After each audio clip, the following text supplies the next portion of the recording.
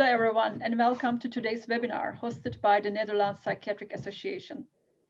2018 autumn in New York at the 5th World Congress of Cultural Psychiatry, there has been a remarkable debate regarding global-local tensions in global mental health between Dr. Vikram Patel of Harvard and Dr. Laurence Kirmayer of McGill.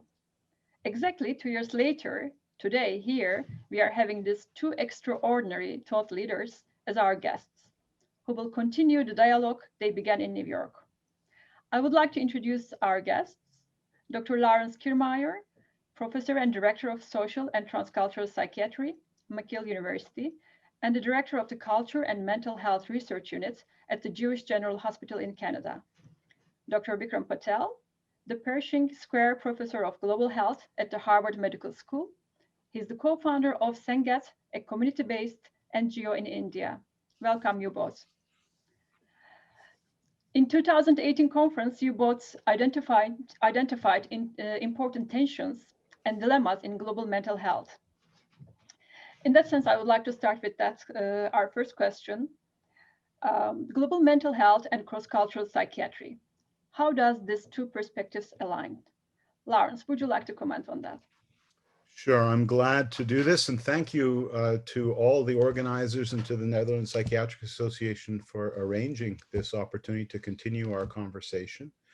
This goes back even prior to the World Association for Cultural Psychiatry through a variety of things, but in particular a meeting we held at McGill a few years prior to that, where we kind of put together frameworks and approaches and concerns coming from cultural psychiatry and those coming from the global mental health movement and from the public health approach that has been an important component of that, and try to sort of rub those together and see if the friction would produce some interesting ideas. And I think it has. I think it's been an interesting conversation. I think all the participants have been affected by the issues that have been raised, that it's deepened our own thinking and perhaps changed in some ways our practice. So I'm very glad to continue this conversation.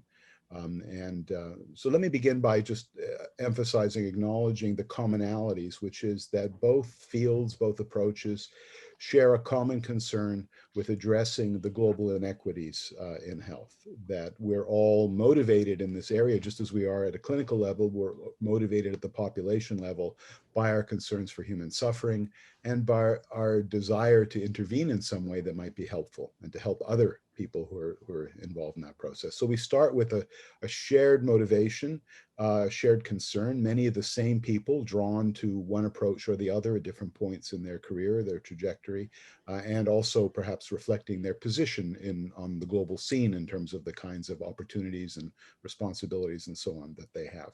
So having said that and having insisted, and I think you'll hear as you hear both Vikram and I sort of reflect on this, that we share, perhaps we share more than we differ on, but you know, the point of this discussion is also to focus in on some ways in which we or the other voices, the other perspectives that we're partially representing, approach some of these questions a bit differently or see the issues somewhat differently. We kind of want to focus in on that to see if there's something productive to talk about there.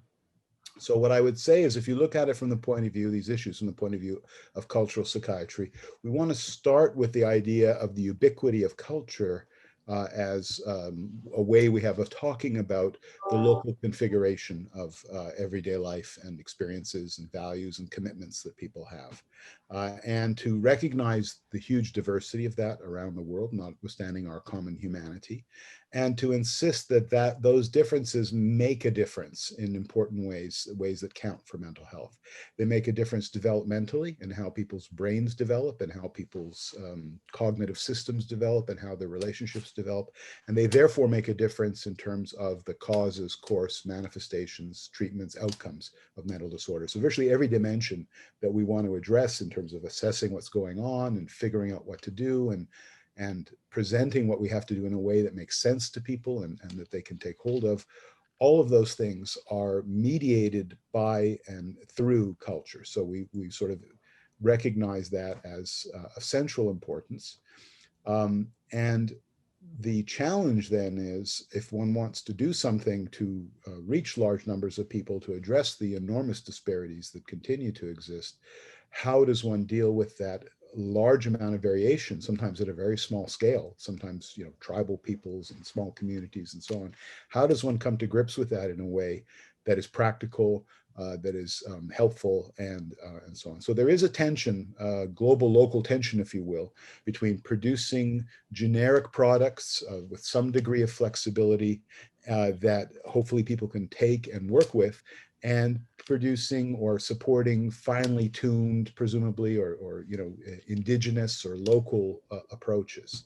And understanding that tension, negotiating that tension, trying to figure out when it makes a difference, when it doesn't make a difference, or when a modest amount of you know, adjusting of things we do is sufficient, is I think a central concern, I would say, again, for both global mental health and for cultural psychiatry, but they come at it a little bit from different ends. One end, perhaps emphasizing the need for transportability because of a sense of urgency or a desire to do something, you know, right away, and the other focusing in on difference and perhaps ending up in a more working at a slower pace, having a more tentative approach, having concerns about the way in which the global north, those who hold the purse strings, those who sort of set the agendas, can perhaps inadvertently overrun local production of knowledge and so on. So that speaks to a key issue, one way of framing a key issue that we're dealing with, which we could call epistemic injustice. You know, who gets to produce knowledge, who's understood as having a valid perspective that has to be taken seriously, who has the tools to elaborate that perspective and put it forward. And so one of the concerns is a kind of political economic concern about whether people have the resources to do that, whether their voices are adequately heard, how we can work to ensure that. And I should say that this is the current aspiration of cultural psychiatry, kind of toward, you know, part of a post-colonial psychiatry, but it's not where cultural psychiatry started. It's not where it was for a long time. It was very much part of the same, what can we say, colonial perspective, the sort of the global north looking at other peoples as objects of fascination. And that's kind of the intellectual origins, if you will, of cultural psychiatry in the 19th century. So we are pushing back against that with current thinking. And I would say that's a dilemma also for you know, global mental health. I'll say one other thing and then we can come back, which I think is a key conceptual point, and then I think we'll, you know, hear from Vikram and his take on the thing, but I do want to make this key conceptual point because I think it's a big part of why we want to put cultural issues front and center. And it's framed in terms of the question that was posed to us, a sub-question, I guess, under this question of how the two perspectives align, about universalism versus relativism. So I want to say a few words about that because I think that vocabulary is still around and I think it's problematic. And the reason I think it's problematic is because, in a sense, everything about human experience is both universal in some sense at the right level of abstraction, and everything is also particular and local and relative to context. So the issue is not where does one stand on that you know, spectrum, if you will, or that polarities in some general sense, but much more specifically, how do we see shared aspects of our biology, of our social worlds, of our existential predicaments, and the particularity of what we're living? How do we see those interacting in meaningful ways in mental health? So, you know, just as the kind of nature-nurture dichotomy or biology-culture dichotomy, all these things are sort of not very helpful conceptually. We hope that we're sort of pushing beyond them to have a much more interactional view.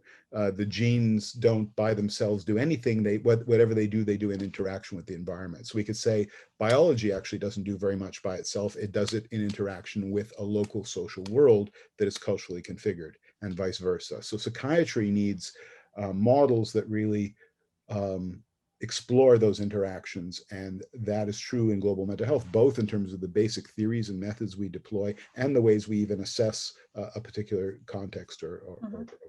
So let me stop with that. I think that sets out the broad agenda and maybe, or broad perspective from my point of view, and then we can see kind of where we go. Thank you, Laurence, and I'm so glad that you brought up the gene-brain interaction there. I see that Vikram was making some notes, and I'm very eager to hear his point. Well, actually, I completely agree with Laurence, so I'm just going to build on that. You know, I think What's very important for us is to move beyond a very unhelpful dichotomy of cultural psychiatry and global mental health. I think it's totally unhelpful because actually, as Laurence has rightly pointed out, the areas of shared, the mission is the same. There are many values and principles that are the same. And I've always thought of global mental health as not a child of a clinical discipline, but of global health, which basically has a primary goal. It's a pragmatic field, actually. It's very much an implementation-oriented field. It's much less scholarly in the way that cultural psychiatry has been, and it invokes tools like cultural psychiatry as a methodological foundation for its goals. But it is important to point out that I think there's no question about the importance of context and culture. I mean, it would be foolish right now. Just think of COVID-19. I mean, God knows if there's one thing that COVID-19 has taught us is the importance of context. The worst affected countries in the world are the wealthiest countries with the best or the most expensive healthcare systems. And that alone tells you that even here with a very biomedical, physical health condition and infectious disease, that actually context and culture will really help us understand why the world's wealthiest countries were felled and the world's poorest countries were not, by contrast. So if that applies to, I think these are discussions or debates that are no longer in my mind debates. The question really is, how do you translate these very important principles into practice? And I don't believe we have a straightforward answer to that. I think what global health has tended to do is to create packages. And the reason for this is very straightforward. The reason is because global health has tended to try and democratize access to care away from highly qualified specialists. And in doing so, while trying to retain the fidelity of some kind of essence of a therapeutic intervention, it's tended to standardize things. And I completely see the problem with that. Because, it's not just cultural differences, Laurence. Let's be quite honest, there are personal differences. Many of the things you talk about, about personal experiences in childhood and so on, they're not about culture. They're just about the personal life experience that you've had. That's why monozygotic twins turn out to often be very different adults. They have the same 100% genome, the same, cultural identity, the same parents, and yet land up being very different. So the question for me has always been not a struggle so much about culture, but about individuals. How do we actually scale up mental health care in the global context, while at the one hand trying to retain some degree of fidelity and standardization to the core therapeutic element? I only work in psychological therapies, and so there's even more of a concern, are you actually delivering what it is you're supposed to deliver, which you don't have with pharmacology in the same way, while at the same time recognizing that two people with depression have totally different stories. A classic psychotherapist will tell you that. You see, you don't treat the depression, you're really working with the person and their narrative and their story and so on. How do you do that in the real world community context? I don't believe we have an answer to that. I believe that this is the kind of work that we need to continue doing. And we can only do this successfully if different communities, psychotherapists, cultural psychiatrists, and global mental health practitioners sit together and say, okay, this is the challenge. The challenge is fidelity while scaling up in the hands of very, very low trained frontline workers. And the reality that actually, depression is not like malaria. It isn't the same course working for everyone with malaria, no matter who you live with, no matter what your childhood was like, no matter what your other behaviors are. It's interesting. We've adopted a malaria model in global mental health, and I can see that is going to fall short in reaching the enormous differences in personal variables. I haven't got an answer to that yet. I think it is the place where I want to go. It is certainly the place where I know the field wants to go. And I'd love to see how we can work in an interdisciplinary way to reach that. Yeah, well, I think that's, we're very much on the same page, and it speaks to the second point put to us by the organizers under this same question, which was, what's the relevance of a person-centered approach? And I think that's what you're pointing toward, Vikram, is the idea that somehow all good clinical care, all good population health in some ways is engaging with people as persons, trying to understand where they're coming from and what's going to actually meet their needs. there are huge structural constraints on that. And again, as you point out, when we look at adapting interventions or moving them to different places, there are enormous contextual constraints that have to do with human resources, with time, with physical infrastructure. And I think that speaks in important ways to the aspiration for person-centered care, because our version of person-centered care here in Montreal is spending a lot of time with people. And listening closely to their stories, and building a relationship over time with a high degree of trust and self-disclosure. And then we feel both a certain level of human solidarity that is one of the important sort of therapeutic ingredients in everything we do, whether it's prescribing medication or doing a psychological therapy. And we also feel somewhat on a firm footing, that we have some kind of a picture of what the person's dealing with, of their predicament, and we're able to respond to that. I know in many parts of the world, and not only in low-income countries, but in many metropolises in the world, the way that mental health practitioners function is with much greater constraints on their time, with very limited time to engage with people. And I think that's a major practical challenge. In developing the cultural formulation interview for DSM-5, which is one small tool that sort of, shows a little bit about how to collect some contextual information and some patient-centered information in terms of how people perceive their problem, we were under tremendous pressure to come up with the smallest, quickest set of questions.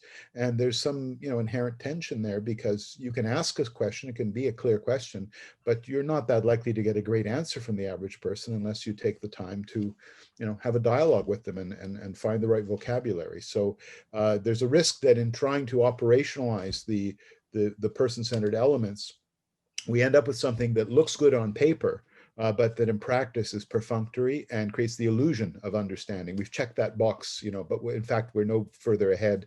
And in fact, we're behind in a way because we're not acknowledging the limits of our knowledge. And I think this is one of the fundamental issues maybe that underlies this whole discussion, is having a certain stance of humility and open-endedness in how we're approaching things, so that we can learn from the context. And I think that, so I would just say in general that there is a whole movement for person-centered medicine. Juan Mesic and others, and from family medicine, from other disciplines are involved. And there's a book out on person-centered psychiatry. There's a book coming on person-centered medicine. And all of this is a pushback against the perception that because of technological advances and so on, biomedicine has become very much disease-centered rather than person-centered.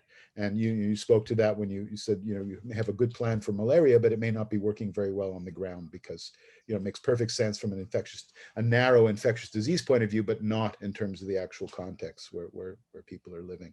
And I think we have that problem in psychiatry. We need to work on that. I'm working on a chapter for that textbook on narrative medicine as one set of tools for doing that. But again, those are tools that require a big investment of time, different ways of listening, and they fall back on cultural issues about how people narrate their lives, how people respond to clinical authority, what they feel they're able to talk about and not able to talk about in terms of what we can do in a clinical setting. Thank you, Laurence. Yeah, there is one side, the person-centered approach, but there's on the other side, as Vikram said, the real question is how to translate and transport this existing knowledge into the local context. In that local context, I would like to ask you a question from our Dutch experience. In the Netherlands, we have specialized mental health institutions. They are claiming that they are specialized in migrant mental health care. My question is, do you think should migrants go to special migrant care institutions? In that sense, is it necessary to have an ethnic match or a language match? Laurence, would you like to take the word? Yeah, well, I mean, we face this situation or dilemma a lot here in Montreal. The hospital where I work, the Jewish General Hospital, is located in an inner city neighborhood where 65% of the people living there were born outside the country. and they're coming from 80 or 100 different places. So we have hyperdiversity. This is the case in many cities in the world, whether it's sort of officially recognized or not. It's sort of the demographic reality, and it's likely to not continue despite sort of people closing borders in some places. The pressures of migration and so on are such that this is likely to get even more so in the future. So how to deal with diversity is a major challenge. Creating specialized services has pros and cons. I can just rehearse those briefly. I mean, one advantage is you're concentrating expertise and resources. So you have people presumably at such a center who work a lot with migrants, who understand some of the issues they face, who understand the way the receiving society is responding to people who are coming. You may have interpreters, well-trained interpreters available. You may have cultural brokers or mediators who go beyond language interpretation to sort of help frame culture. You may have community resources that have been mobilized in the past and that are readily available to do things. And by having a group of patients who can come together from the same background, you have the opportunity for group interventions, psychoeducation interventions, social support groups, and so on. So there's a lot of good things at that level. It may also be beneficial for the clients if they trust the institution, if they're involved in some ways in organization of services so that they have a stake in it and they feel that it represents their concerns, and they may be reassured to see symbols and representations of their own tradition and people from their community. The flip side is that by hiving people off in one particular place, you stand in the way of longer term integration. And you also inadvertently promote a vision of society which has a kind of segmentation. In Canada, there's sort of a value of multiculturalism, of sort of acknowledging that this diversity is part of the fabric of society. It is who we are. And therefore, as much as possible, people should be treated in the same context and should be rubbing shoulders, just as if they go to a park, or some recreational area in the city, people are there together, that when they're going for health services, they should be there together. So that has a social political meaning, if you will. It speaks towards social integration, and it has value from that point of view. And that also speaks to the competency and training of practitioners. Having a specialized center is good for training because you can come and do, as a trainee, a certain period of time there and get a lot of exposure to useful things. But if you're in practice, you may not have the kind of support then. If you're on your own in practice, you may not have the kind of support that you need to continue doing that work. And so I think there's a tension there about how to upgrade the skills of everyone in society by sharing the resources, by creating multiple options for people. And I guess the final point I'll make that we see a lot here is for small communities where everybody knows everybody else, coming to a place where you're with other people from your background can actually be uncomfortable when you're dealing with an embarrassing problem, a stigmatized problem, whatever. You would like anonymity, and perhaps paradoxically, we often see situations where people say, I'm so glad to talk to a doctor or a nurse or a social worker who's not from my community, because it affords me a little bit of privacy and a little bit of chance to, to talk to an outsider in a way, have an ally outside this complicated situation that I'm caught in. So we need to, in a way that's reassuring to those of us who are outside communities and often feel inadequate to the task. It's kind of reassuring to realize that we can offer people a safe space. But I would end with that, saying that to do that, it has to be a safe space, which means one has to recognize the forces of racism and discrimination and silencing that are going on for people, so that we can make it possible for them to form an alliance and to talk to us. So in short, what I'm saying is there's definitely a role for such specialized knowledge centers, especially for training and for producing new approaches, but that I think that as much as possible, there should be ways to distribute resources and support multiple avenues for people to promote integration in society. Thank you. Vikram, would you like to comment on Laurence? Sure. So, it's interesting. I have worked all my life in a very multicultural country, but it's never called itself multicultural. and that's India. And I think it's interesting, the concept of multiculturalism is really an interesting one in itself, the history of how the idea of multiculturalism came into being. So why is it, for example, that a country which has about 700 languages and, maybe 1,000 plus ethnicities has never defined itself as multicultural? And I've never had a conversation, and that is not to say the conversation isn't important. It's just simply just an observation that the conversations about whether someone who's a Kannadiga speaker from the state of Karnataka can be treated by a mental health professional from Gujarat.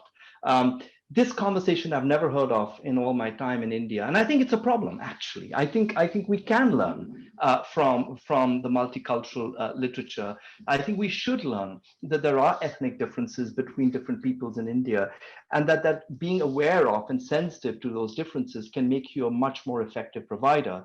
And so I will agree entirely with Laurence that I don't believe in a separate service. I don't think, first of all, that's even feasible in most parts of the world, because remember, India is already struggling with very, very limited resources. And so if you ask anyone in India, tell anyone in India, if you come from that particular ethnicity, you need to have a provider from that ethnicity, you'd be laughed out of the room. And say, first of all, as Laurence said, that goes against our very idea of a single nation, of diverse peoples.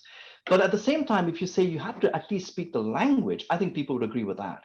So, we can try and find a provider in the system who speaks your language, which usually often means that actually that person will be sharing a common cultural heritage, because you otherwise wouldn't really be speaking that language. So I think there are efforts to do that. I actually think language is very important because in my own mental health work, I can't, I've worked a lot with interpreters, and a good interpreter and a good kind of setting, yes, you can achieve a lot.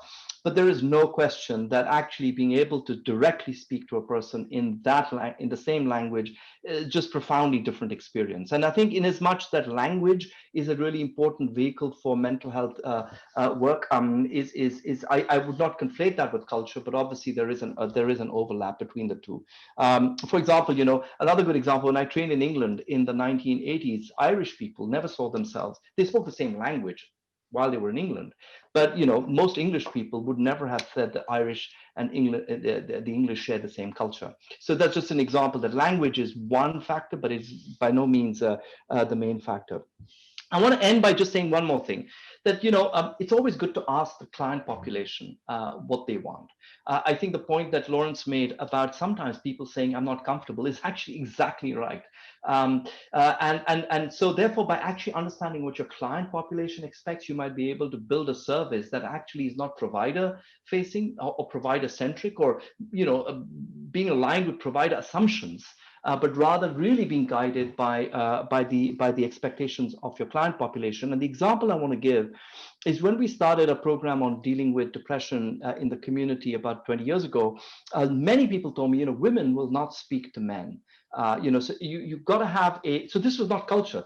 It was culturally determined, but it was about patriarchy that occurs in many societies. It's not just Indian. It happens, God knows, in so many places, that women are uncomfortable talking to a strange man, and they wouldn't be uncomfortable talking to him about, let's say, a fever, because that's a physical thing, but they will be uncomfortable talking about emotional experiences, because that's private. That's a private world, and typically that opens the door to very private issues about relationships at home, for example, that are sacrosanct, and you don't talk to a strange man about that. So we said, okay, if that's the case, are we going to have a gendered mental health care system? Male patients speak to men and female patients speak to females. I mean, this is not viable because India's healthcare workers, the frontline workers, all women. So we actually did qualitative work. We went to the communities. We asked hundreds of people of both genders, if you had to talk to somebody about a personal difficulty, would it matter whether it's a woman or a man? And, we came up with a very interesting finding, which is that men didn't care, but women did. And it turned out that men didn't care whether it was a woman or a man, but women did care, that they were far less comfortable talking to a stranger. a strange man, that is. And so we've now said, that's great. So we're clear that for both genders, a female community health worker is more acceptable. That's great for us. We're lucky because that's the workforce in India. We don't have to invent a new one, but we don't have to simultaneously have a gendered workforce for men. So I take away one important lesson here. There was another important lesson, I'll tell you, and this is just to show you how important people's attitudes are. We asked about age. You know, does it matter to talk about your personal feelings? Does age matter? And yeah, we say, of course it does. How can you speak to an unmarried girl? You know, that's how they describe a 23-year-old who isn't married. So how can you speak to an unmarried girl about difficulties you have with your husband? How will she even understand that? And so you begin to realize that it's not necessarily culture, but identification that happens at many different levels of personal characteristics. Your language, whether you're married, your age, whether you have children. Like, for example, many mothers would say when we were doing work on maternal depression, what's the point of having a woman who's never had kids come to my house? You know, she doesn't know anything, you know. So it's those sorts of expectations that we need to understand better. If we're going to deliver and organize a program that is going to actually be acceptable to our client populations. And that's where diversity becomes very important. Maybe I can respond to this also to sort of make a couple of elaborations on this that are important, because I think part of what Vikram is talking about is what sometimes gets talked about now is intersectionality. The idea that everybody's positioned in a particular place in society or multiple places that have to do with age and gender and sexual orientation and all these other things. And we would understand culture through that vehicle. In other words, culture is not about some gross generalizations about, oh, that's a Hindu family or that's an Italian family, and we already think we know a bunch about it, but a much more fine-grained understanding of the positionality of people, which includes social structure, which includes beliefs and practices and so on. So it's all woven together, and that's very much the way when we invoke the term culture, that's what we're pointing toward, not, as I say, these crude stereotypes or generalizations. But that also raises, you know, complex issues, again, about how we get that information and how much people can actually tell us that information. So this is the second point I wanted to make. Going out and asking people, what would you like, what would be the best way, is vital, and it acknowledges the voice of, you know, the patient, the person. So it's part of epistemic justice, I should say, in this situation. But it also is incomplete because people are not always aware of what the possibilities are. If they have never seen a situation, let's say, where as a woman they could make certain requests or certain demands or certain assertion of things, it may not even enter their imagination as a possibility. So part of cultural safety, part of enabling these conversations is understanding what the history is and what forces are at play that may be silencing people or curtailing their imagination. So this also these days gets talked about in terms of structural competence, trying to think about the social structures that limit our imagination. To take the example of India, I mean, I don't know very much about this, but certainly the caste system puts huge constraints on people and a huge burden on people. And people may often feel they're, aside from activists who are bold enough to sort of push back against this, many people feel that they have very limited opportunities to speak outside this in institutional settings and so on. So the onus is on the institution and on the practitioner to make it a safe enough space and the correct space for people to begin to engage with those very powerful determinants of health. So this is again an argument for why we need conceptual frameworks that people sometimes say, well, cultural psychiatry will take care of itself if we only have enough of a person-centered approach. In other words, if we really attune to the person, they'll tell us or they'll show us everything we need to know about their background that we need to take into consideration. And this is an argument for saying that isn't quite enough. We do need social theory. We do need understanding of context, because none of us is fully aware of the things that are impinging on us. And we count on a helper, a care provider, to help us see those structures of inequality, to help discover new ways to push back against them or have some room to breathe.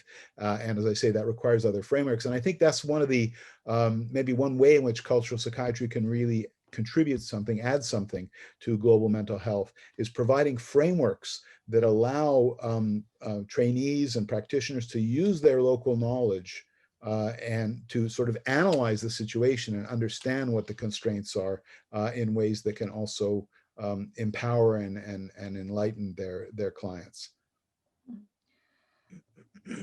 In that sense, how would you frame the cultural consultation model? What I mean is such a service can be instituted in the developed countries like America and Canada, and how do you see it versus it's developing in developing countries like Turkey and India? So, I mean, I think this is work in progress. I cannot say that we have an answer to this complex problem, this complex issue. And I'll circle back to my earlier remarks about person-centeredness, because if you are truly delivering a person-centered service, then you're not lumping people into any presumed identity. I'm Indian. I'll tell you what, I'm an Indian, I'm an Indian citizen. I have lived my whole 90% of my life in India, but I do not connect culturally with, for example, the caste system. Yet I do know that the caste system is very, very deeply ingrained in my country. So, just calling me Indian, as Laurence has alluded to this, it's mistaking my identity. I'm a very Anglophone. I'm a well-traveled. I work in an American university. So what's Indian about me is very different to the person who works in my home in India. I mean, we are fundamentally from different worlds, even though we look the same and we might have similar names, etc. We're fundamentally very different. So I think the right approach for global mental health and for cultural psychiatry to work together is to figure out how we can create person-centered approaches that are basically scalable. I mean, that's a simple, it may sound simple, it's a very complex task, but I don't think it's impossible. And I think this is a very practical thing that we can do that will make our work a lot more engaging, a lot more fun for people. Because let's be honest, what makes mental health care interesting? It's because we don't deal with diagnoses. And I have to say, Laurence, I'd love to hear your thoughts on this. I think if there's one problem that we both agree is the real elephant in the room has been the way that we have been hammered into our heads that we can understand mental illness by using a very narrow diagnostic model that, as I said, works very well for TB and COVID-19 and a bunch of other things. But we know it doesn't work that well for mental health care, where we are really dealing with people and not diseases. And I think what I would love to see in the years going forward is a collaborative program of work that distills the key techniques, skills that a frontline worker needs to have in order to be able to provide a person-centered psychotherapeutic intervention for people in very multiculturally diverse contexts.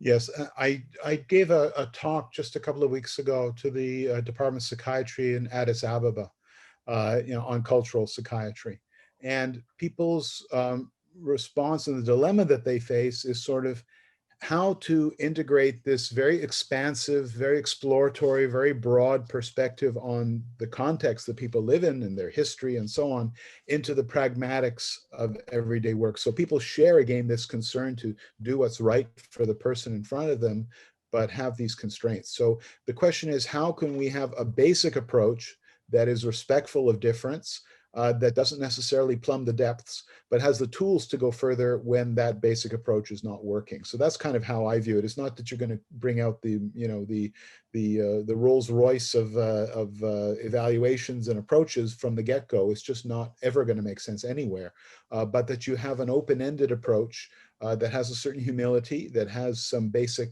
shared constructs that you can work with the person in front of you and an understanding of the relationship. And you have fallback positions. So when that basic way of approaching things doesn't seem to be working, you're alert to that. And you can go deeper and figure out what else is going on here due to this person's background. How have I misunderstood them, or what am I lacking to be able to tailor the work?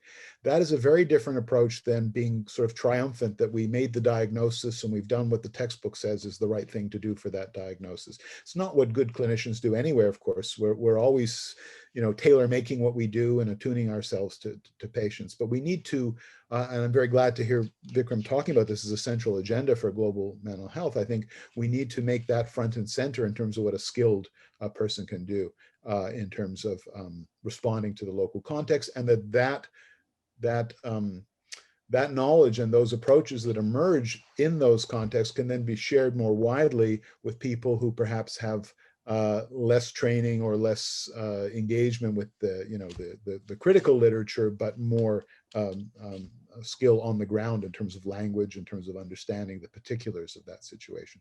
But I think all that is pushing back against the kind of psychiatry that sees its job in very narrow terms. We are characterizing certain disorders, maybe they're brain disorders. We have, fairly standard criteria for this. And once we've identified that, we have a very rigid sort of protocol for treatment. And as I say, I think there's every reason to think that that's only going to work for a small minority of problems and concerns that people bring us, and that's something much more flexible, much more tied to a fuller assessment of what the concerns are of the person, and working in alliance with other professionals and other helpers, indigenous helpers, family workers, other kinds of people, is going to be central to any attempt to address the global inequities. Could we then summarize, like 2 years ago, there was a debate, but now today what I hear is mostly person-centered approach, actually. Due to the time, Vikram, I think you need to, do you want me to wrap it up, or do we still have a few more minutes? We have about 10 minutes. Okay, then my burning question, like last question, would be about COVID, actually. Would you comment on your go on the impact of COVID in global mental health? So, let me go first on this, because I have just been mentoring a team of actually very young and mid-career practitioners from around the world, mostly in the global south, on this particular topic. It's very early to really say much, because the pandemic we're in the middle of it. But there is some emerging evidence. For example, a nationwide survey from Bangladesh was published a couple of weeks ago. I think it's the first real population-based study that I've seen, even though it's a social media study, but at least they made an effort to be population-based. And it shows what we're seeing in the West, very high rates of distress. And if you use those cut points that are used in diagnostic systems, then about 30% of people would meet diagnostic criteria for this or that mood or anxiety condition. That's not at all surprising, to be honest, to me. I mean, the uncertainties that people are facing in the global south are enormous. Most countries in the global south have no income support. When lockdowns were imposed, for example, in India, while I was there, overnight, 80% of people were condemned to go hungry the very next day, because they're all daily wage laborers. So there is a kind of callousness and a sheer cruelty, actually, and I've written about this, of the privileged. I think what COVID-19 has taught me, anyway, is how iniquitous global health is. How, for example, what affects and threatens European societies becomes the global pandemic. And the models of care that are then used in Europe become the models of care for other parts of the world. And one of those was, of course, the use of shutdowns, which, of course, in a European society means that everything still operates. Public transport operates. The government gives 80% of your salary if you're laid off. In India, it means you get nothing at all. And I think this kind of lack of contextual adaptation of what should have been done in each country was completely obliterated by this pandemic. And I think there are going to be very important lessons about the power dynamics in global health. And this, I think, goes to the WHO as well. Even though I am a complete supporter of the WHO, the fact that on this occasion, it failed to see the huge differences in the lives of people in Africa and Asia compared to Western Europe, I think is a fundamental failure of judgment.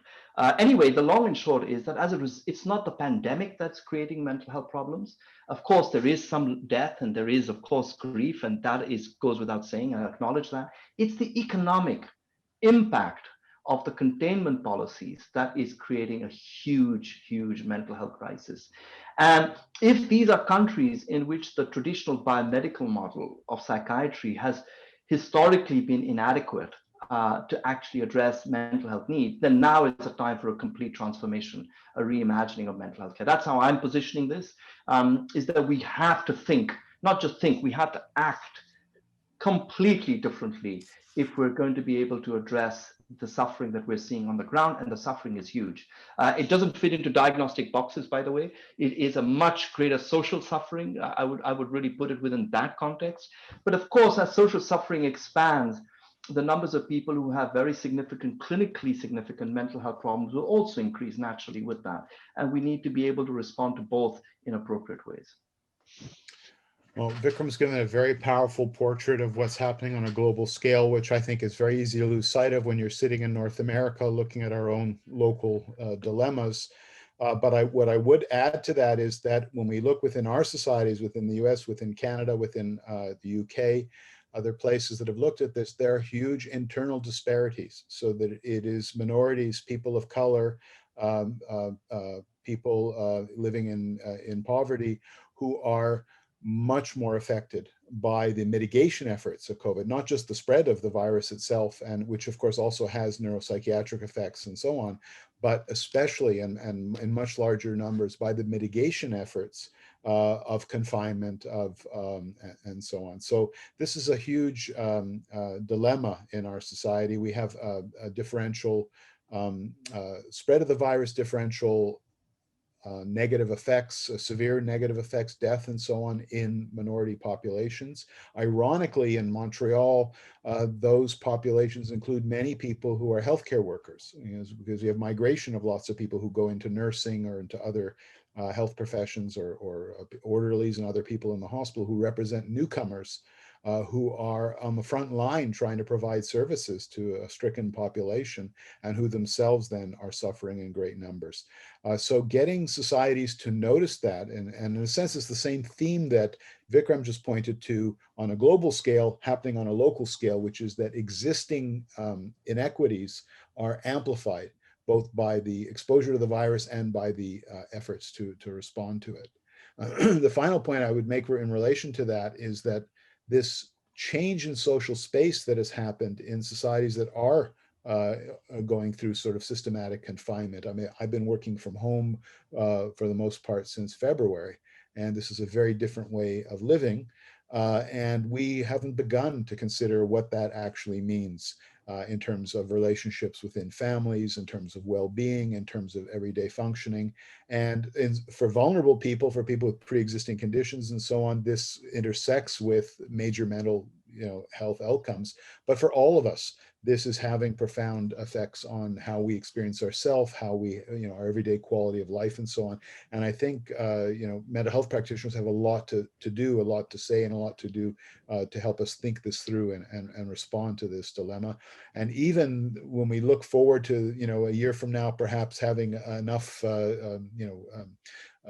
vaccines and enough intervention strategies to get beyond this, I think the nature of social life locally and globally will have changed significantly, and we need to understand what that means for us. So you guys are sitting there looking concerned. I don't know if you lost some signal or something here, but. No, I can hear. No, I can hear everything you said. Okay.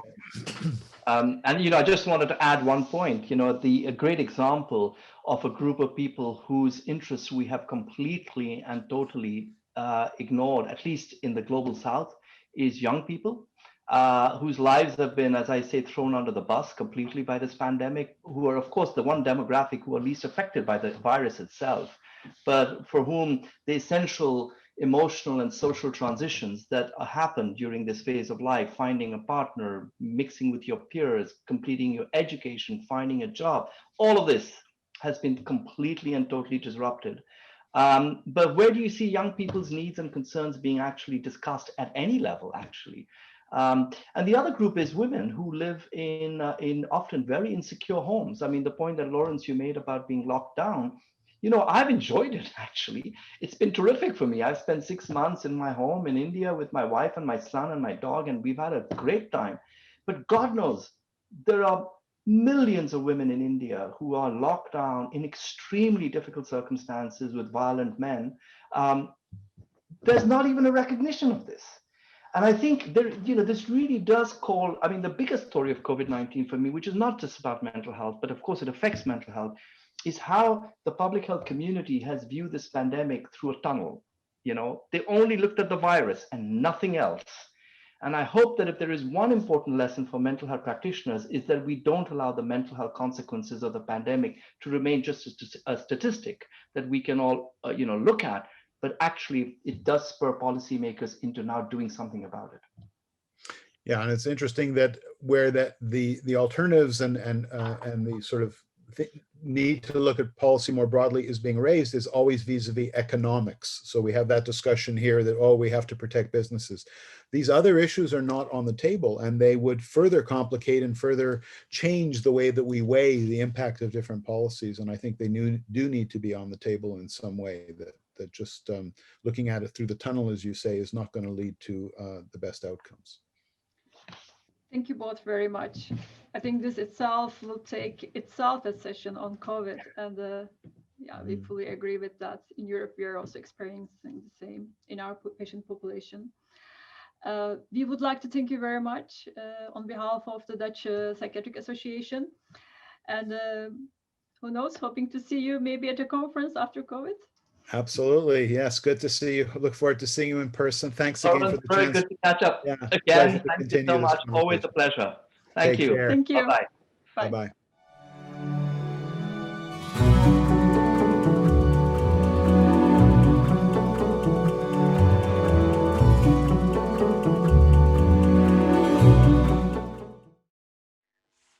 Hello, Laurence. Welcome again. Oh, hello. It's nice to see you here. Nice to be here. Nice to continue this conversation.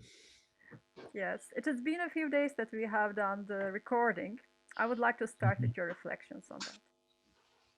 Well, yeah, I'm very interested to hear also what the audience, what struck people in the audience. I think for me, as we mentioned at the beginning, this is a long-standing conversation. It's probably about 5 years, 6 years now that we've had a series of meetings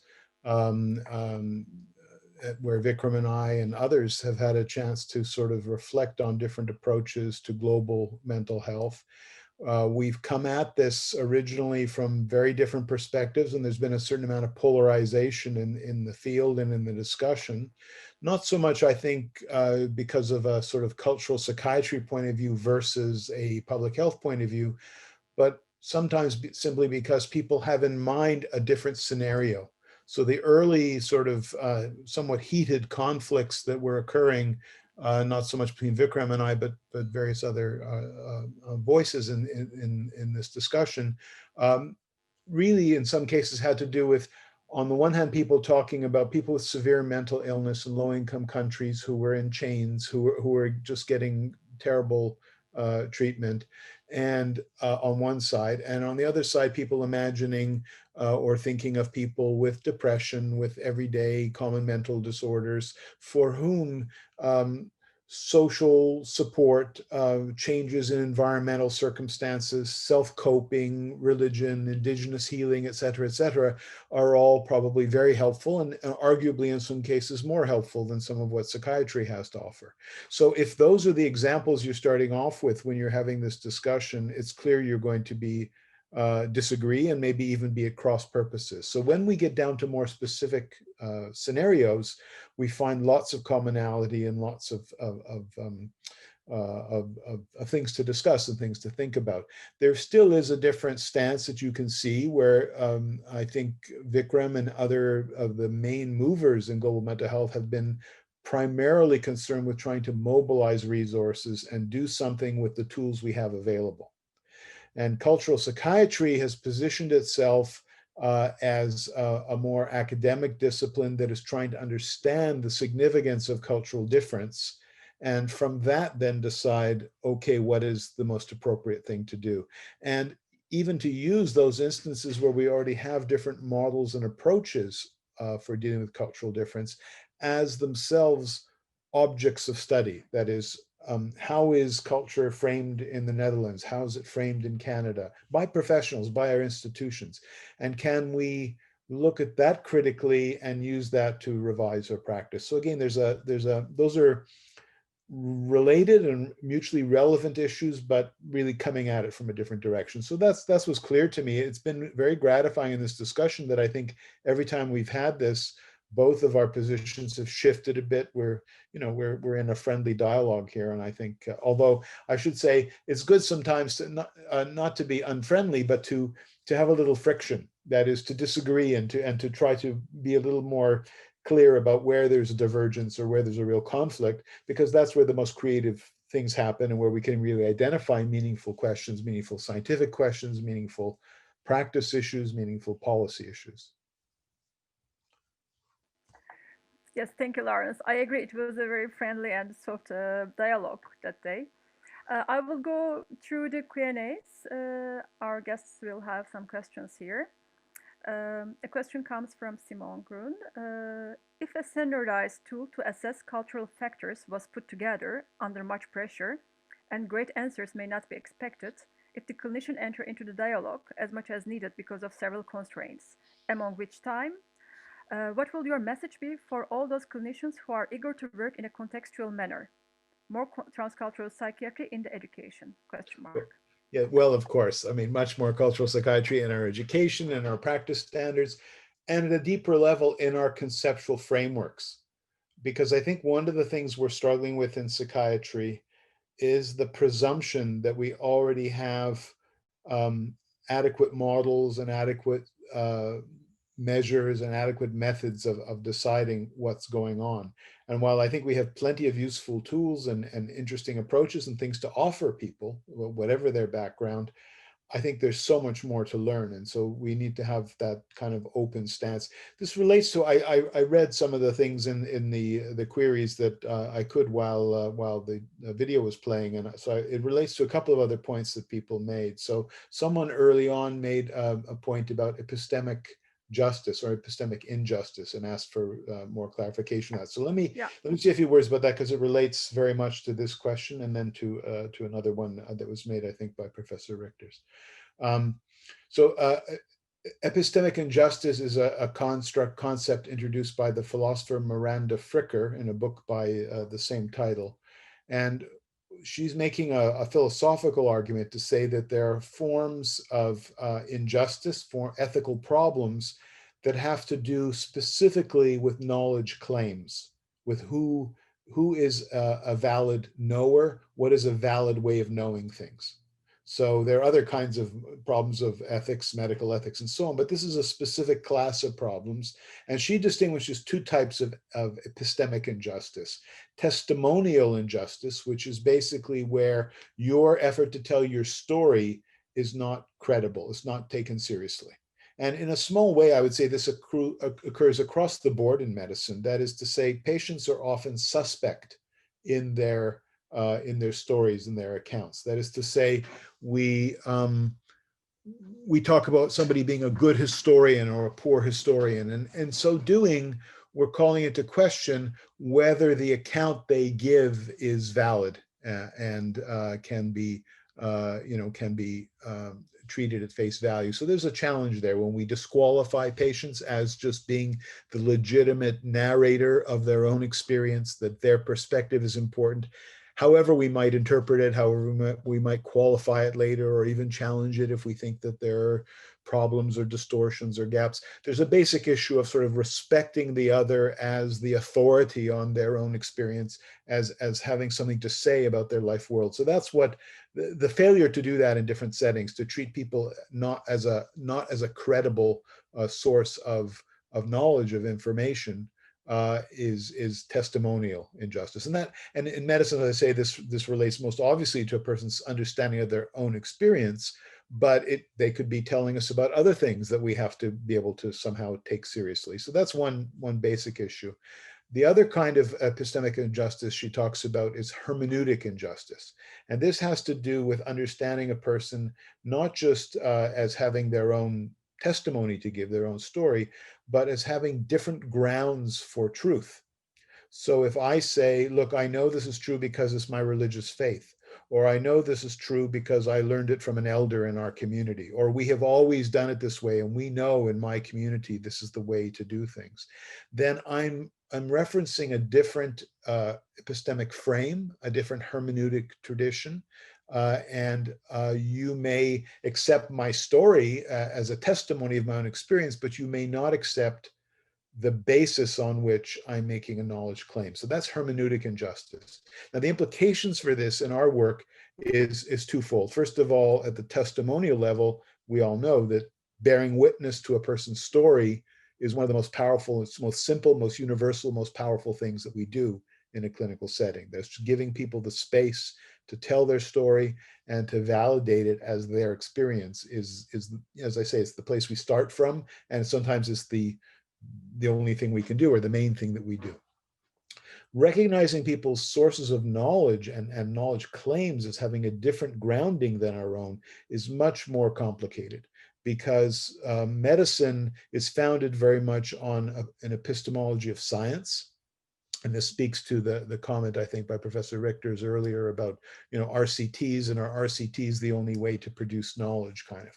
We have a set of methodologies and criteria, epistemic criteria for what counts as good knowledge, and how do we weigh different kinds of knowledge. Some things are anecdotal, and they can plant an idea in our minds, but we can't be sure about them until we've done something more methodologically rigorous.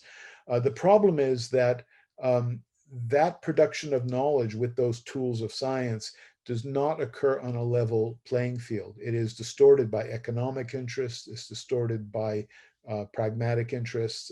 It keeps us in a certain rut. In other words, it's easy to keep studying what we already are committed to, and hard to start out on something new that is viewed as heterodox or hard to relate.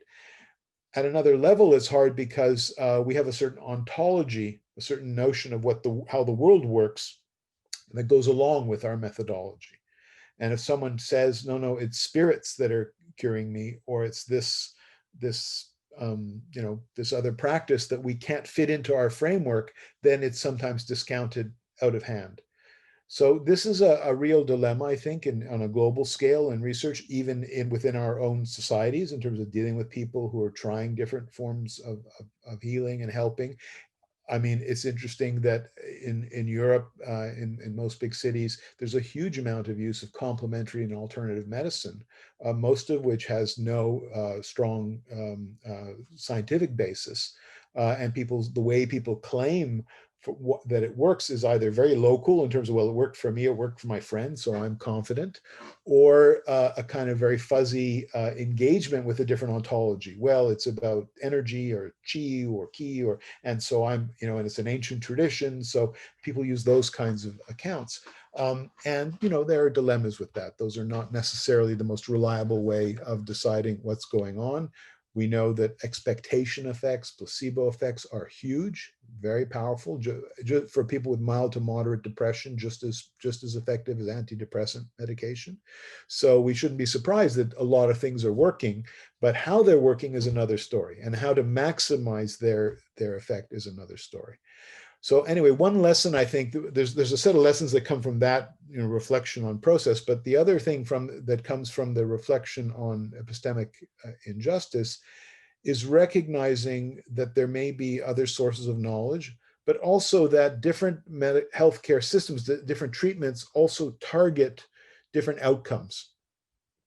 And in psychiatry and in vis-a-vis psychopharmacology, or a lot of our interventions, we're very symptom focused, and we measure a positive outcome in terms of its impact on symptoms.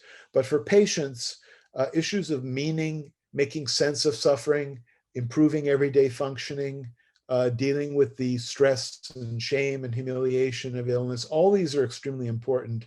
And for those things, other forms of healing actually may be much more effective. And so we can begin to reconcile some of these different systems if we consider a much broader range of outcomes that we're targeting. Thank you, Laurence.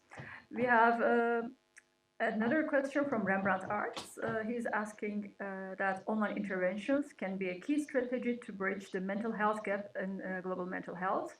Laurence, how do you reflect on this new online dimension of culture that we create in mental health care? I think this is something that was happening slowly, and we've now been thrown into in a very radical way because of the confinement and the response to the pandemic. And my own experience in doing psychiatry online, doing psychotherapy online, is that there are the one I'm aware of benefits and drawbacks. I think there's a huge amount of work to be done to understand this better as we go forward.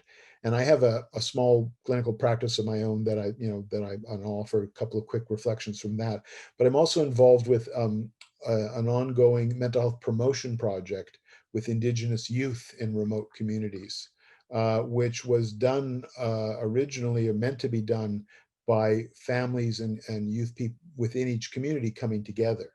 And now we are trying to support this process online. So this is the other, maybe more analogous, the other situation, a little more analogous to the larger global mental health scenario. So anyway, first, my experience. I mean, there are many appealing things about being able to meet with people so easily. I have patients who are very happy that they can talk to me in the comfort of their home. Especially people with agoraphobia and other things that make them reluctant to get out of their home, which is not necessarily the best thing for them, but in any event, they're happy.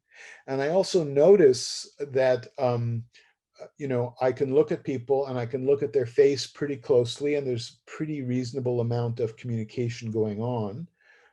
Watching the video just now, what I noticed is how the voice and the face are not quite in synchrony, which is a little bit jarring. And I don't think we fully understand, although there is research on this kind of stuff, we don't fully understand what is going on there. What is the cognitive load? What is the emotional effect of having things not quite right? And of course, there are other channels to communication. There's tactile communication. There's pheromonal communication. We're in the room, we're also breathing molecules coming from each other, and that has some effect on us. There's good reason to think that it has some effect. So there are lots of other things going on that I don't think we understand. We also don't understand the social space that's involved. So in one sense, we're in each other's homes. You can see the library and my study behind me.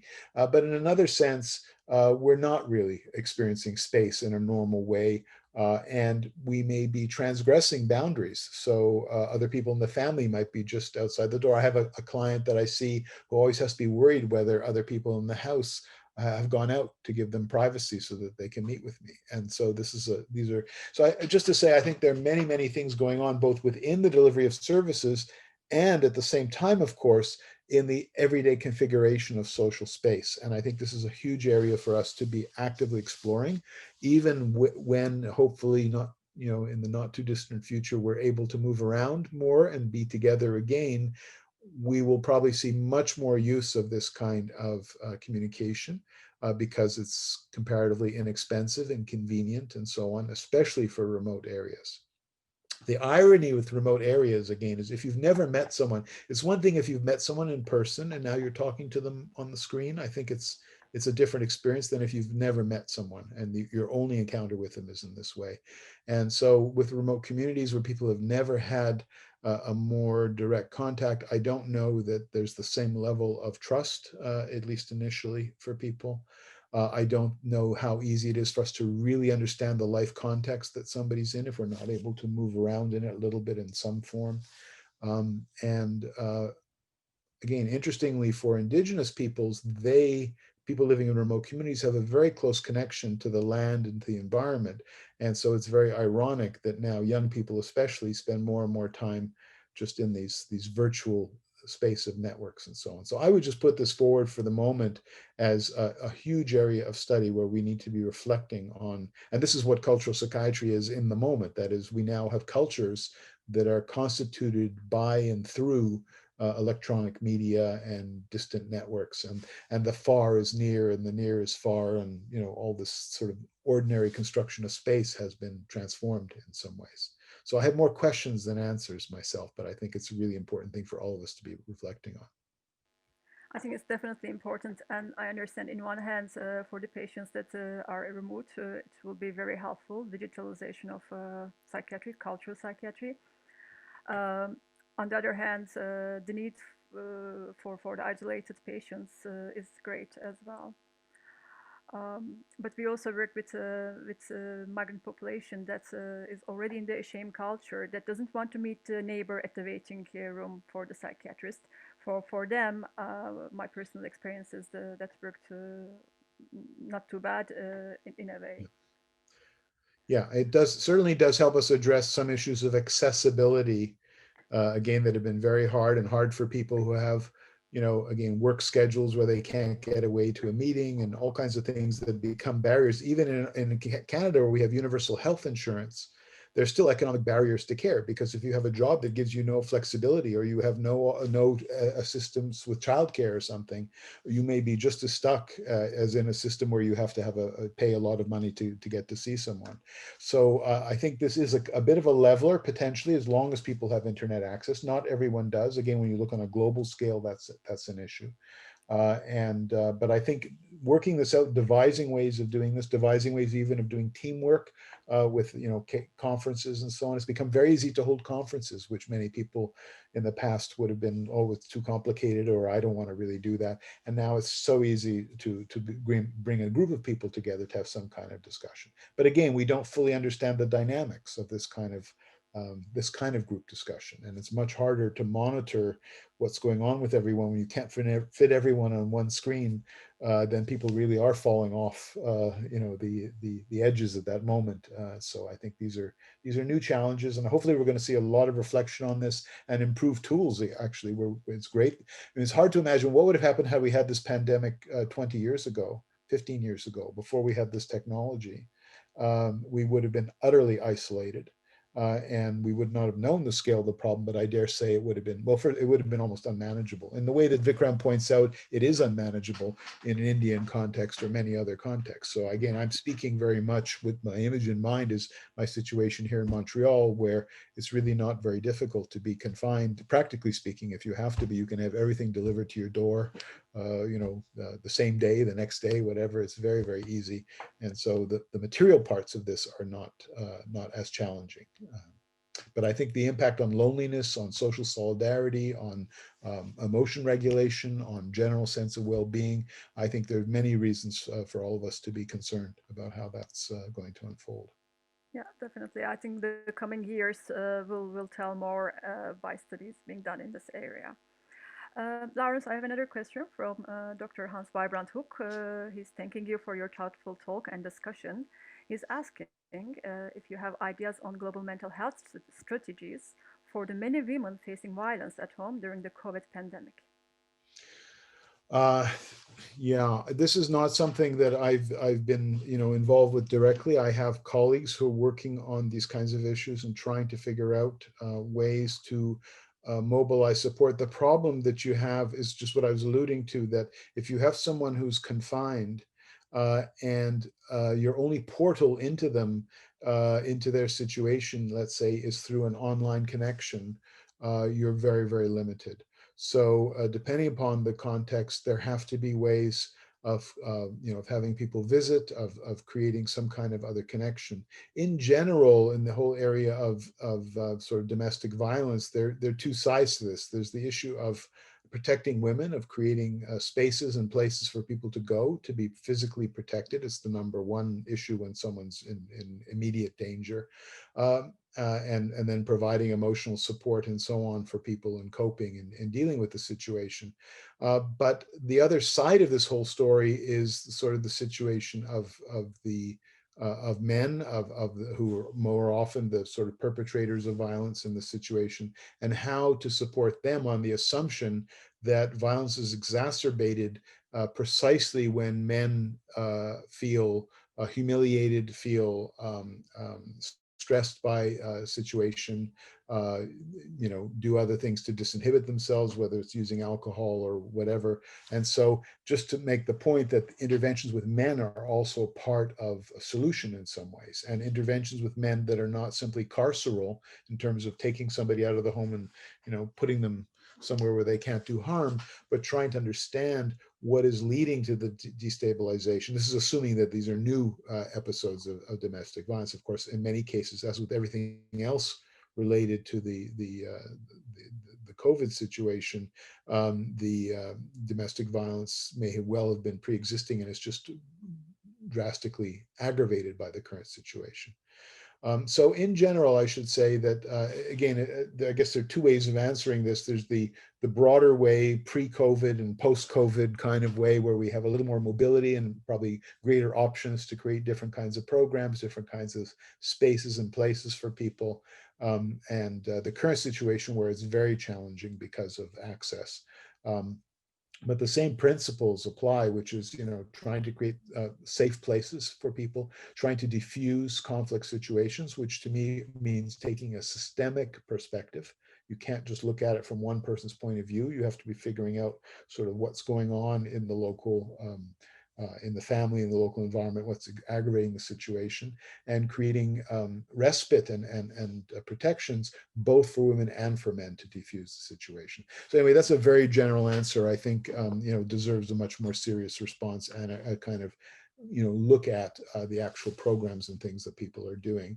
When I was working in early years, many decades ago in the north in Inuit communities, very small communities of 500 or 600 people. So this is analogous to many other places in the world where people are living in remote communities and where there are very limited resources. And when there were problems of domestic violence, there was sometimes a local attitude of non-interference because of the cultural tradition of sort of respecting each person's autonomy. So it became very hard to apply our sort of social work and social control models of saying, okay, we have a right now as health providers, and the legal system and so on has a right to intervene now because someone's being harmed. And the response from the local communities sometimes is, well, we can't intervene because it's their, this is our relative and they have a right to do what they're doing, even if it's bad. So we rely on the community resources, the external resources, the police and so on, to intervene. So these are particular tensions that happen in small scale communities when the traditional methods of regulating conflict break down or displaced. And I guess that's a general object lesson for global mental health, that communities generally have had their own mechanisms for trying to regulate conflict and manage it, prevent it from getting too extreme when possible. And the history of colonialism and the neo-colonialism that sometimes happens with global mental health sometimes undermines these without necessarily what it replaces them with is something that's kind of professional and technocratic and bureaucratic, albeit with very limited resources usually. So we need to, again, take the time to understand what are the local methods of conflict resolution. What role would an elder play? What role would a grandmother play? What role would social networks play? And does that offer a reasonable resource, or can we work with that and through that maybe to be more effective? Thank you. I will follow up with another question from Annemiek Richters. Her question is, how does a person-centered approach intersect with RCTs steered by the North and seen as research method per excellence to evaluate effectiveness of a diverse mental health and psychosocial support approach around the world? What other research approaches that have more space for the person-centered to evaluate effectiveness could be acceptable internationally?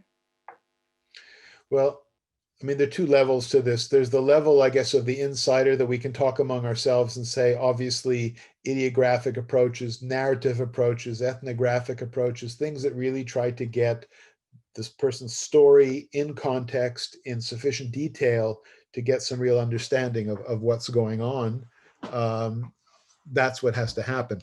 Whether that will work institutionally to convince policymakers and our colleagues in the wider field of mental health that this is where the effort should be placed, that's a bit of a challenge, because again, of what I said earlier, the sort of assumption that we can get a narrow diagnostic framework and we can have a way of treating diseases, mental disorders, that is largely independent of that kind of contextual information. But I think we all know, I mean, anyone who's a practitioner who's sort of, having this experience of seeing people come in and their problems not fitting in any one diagnostic box, is already having to deal all the time with this translation between, okay, I have some general knowledge, I have a toolkit of certain conceptual categories, certain interventions, but then I have this person in front of me that is it's like a suitcase where you're trying to pack everything and things are falling out the sides. I mean, it doesn't really fit very well. So you have to do this job of this very pragmatic and skilled job of deciding, okay, what are the priorities? What are we leaving out? How are we going to deal with that? So I think there's an analogy between that person-centered approach of saying, what is the person in front of me? What's their predicament? Not what's their disorder or disease, what's their predicament? What are the ingredients in that? What are the elements in that I might have something to offer for? Between that approach and the research approach that say, okay, so this is what we're trying to study now. We're not just trying to pick out one thing and say, well, that's schizophrenia or that's a panic attack, and we'll do more research on that. We're also trying to say, and I think we need this, we need a typology of predicaments. We need to be able to say, okay, this is the predicament of migrating to the Netherlands in 2020.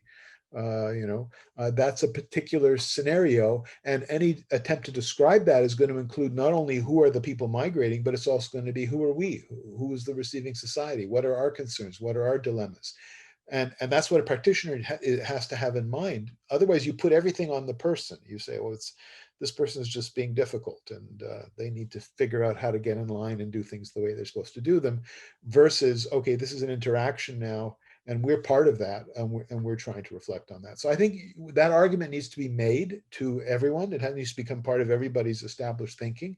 And then we can say, fine, so the ways to research that are not all the same. They're not all going to come out of giving questionnaires to the identified patient.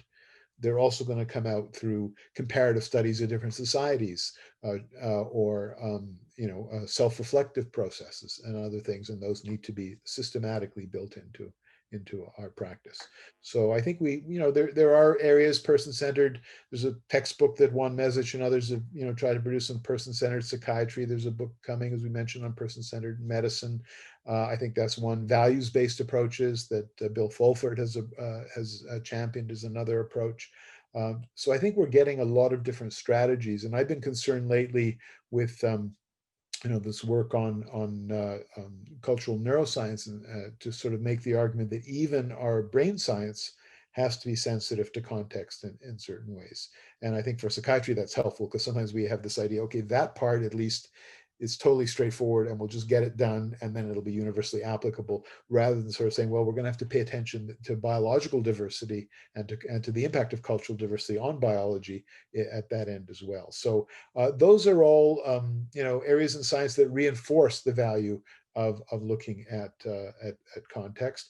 Another thing we've been concerned with is to make the argument that narrative is actually part of mental mechanisms. That it's not just, okay, you have to listen to a story because after all you want to empathize and you want the person to feel they're heard, but to say the stories that people have and the stories that others around them have actually become part of processes that can make people sick or make people resilient and recover.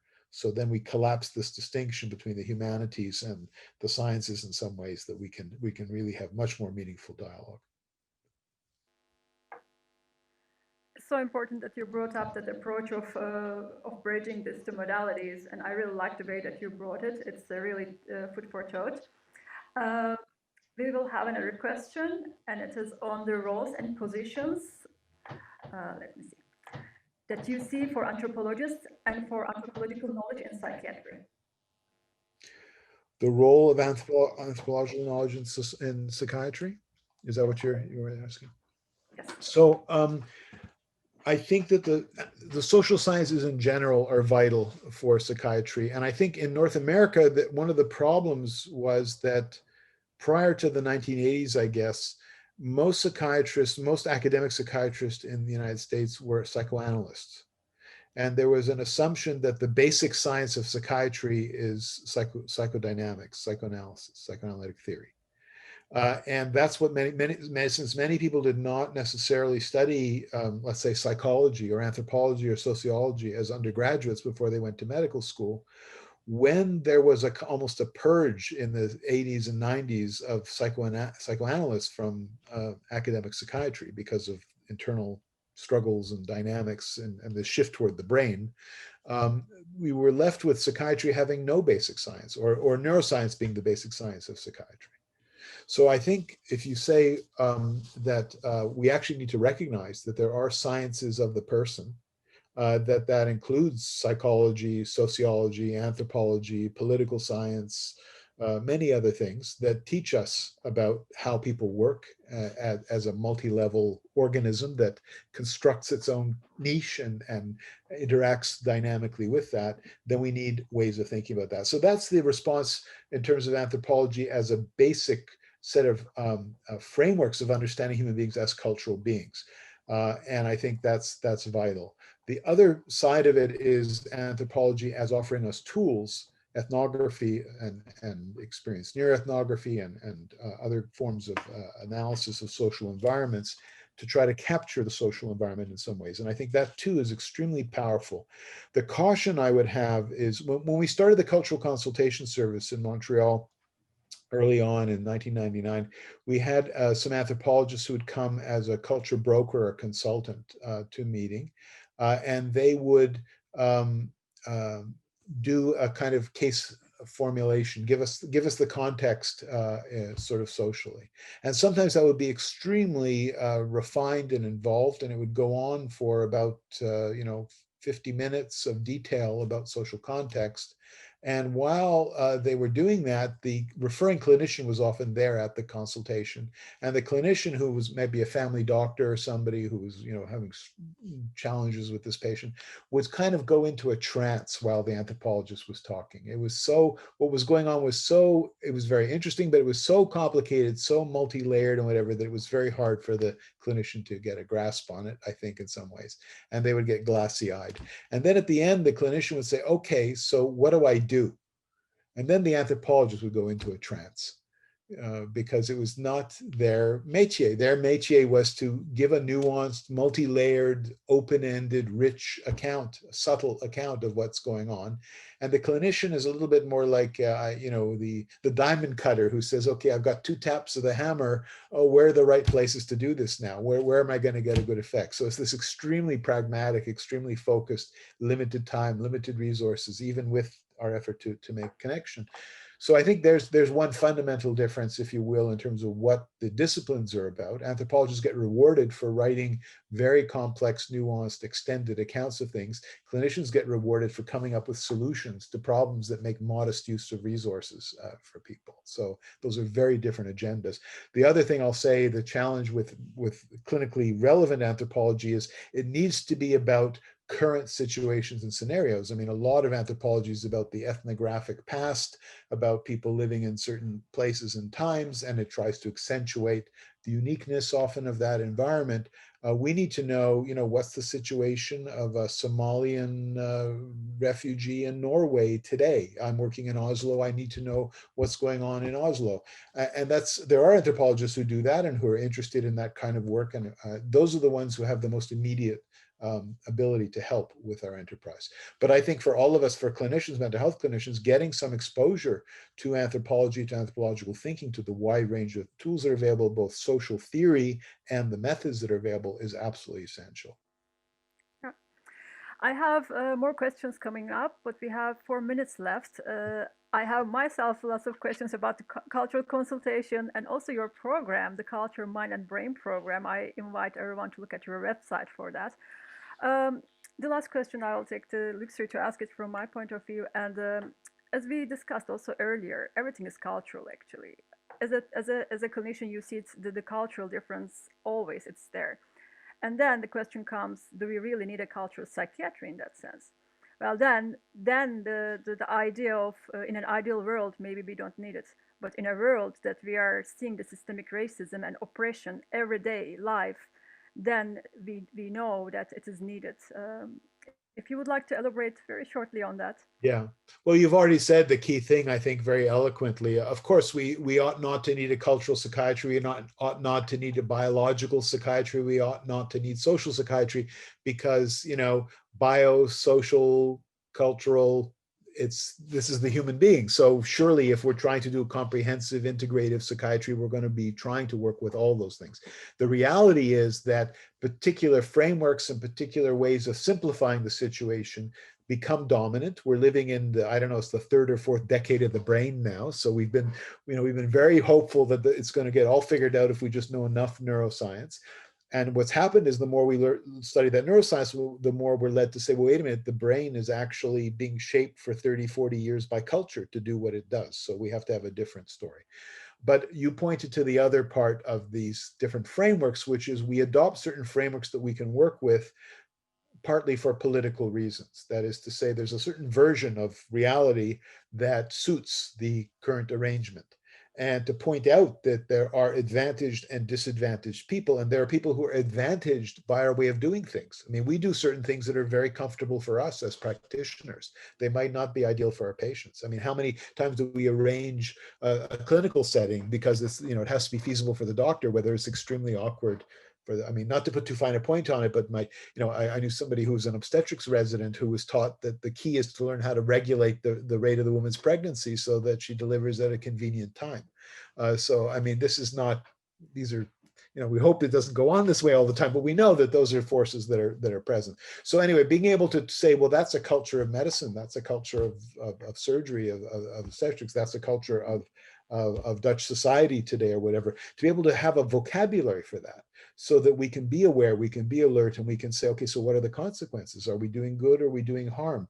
Or more likely, what mixture of good and harm are we doing, and can we improve it in some ways? So for me, that's in the end what cultural psychiatry stands for, and the reason we still need it is it's a flag under which to push for political awareness, for social change, to address issues of racism, and very directly related to the issue of racism. Most of us who are involved would have to say, well, we don't think we're racist.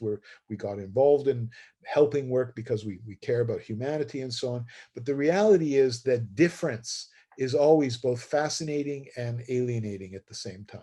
So if we don't work with difference, if we don't get comfortable with it, if we don't have a vocabulary for it, we do one of two things. We either push it away and ignore and devalue it, or we overvalue it, we romanticize it. In neither case are we really dealing with the lived reality of people. So for me, in the end, cultural psychiatry is also about that more political level, more ethical level, you know, where we sort of recognize the other as different, and we tolerate that difference, and we're respectfully interested in it without over or undervaluing it. And I think that's obviously, we're talking ideally now, that's a constant process for us. And I think having the framework of cultural psychiatry to think about that gives us the option in education and training, in our discussions with colleagues, to be able to do that. Yeah. Thank you very much, Laurence. I'm afraid we came to the end of our discussion. It was a great honor to have you here. Before entering the next and last session, I would also like to thank our organizing team for the months of work that together we came together, namely Katinka Haar, Huub Byers, Naomi Bollen, Kimberly Rakio, and Hans Rohlof, which is my neighbor here next to me and who hosted me in his place for the internet connection. Thank you all. Now we are nearing the end of our program. Thank you. Thank you so much. Thank you.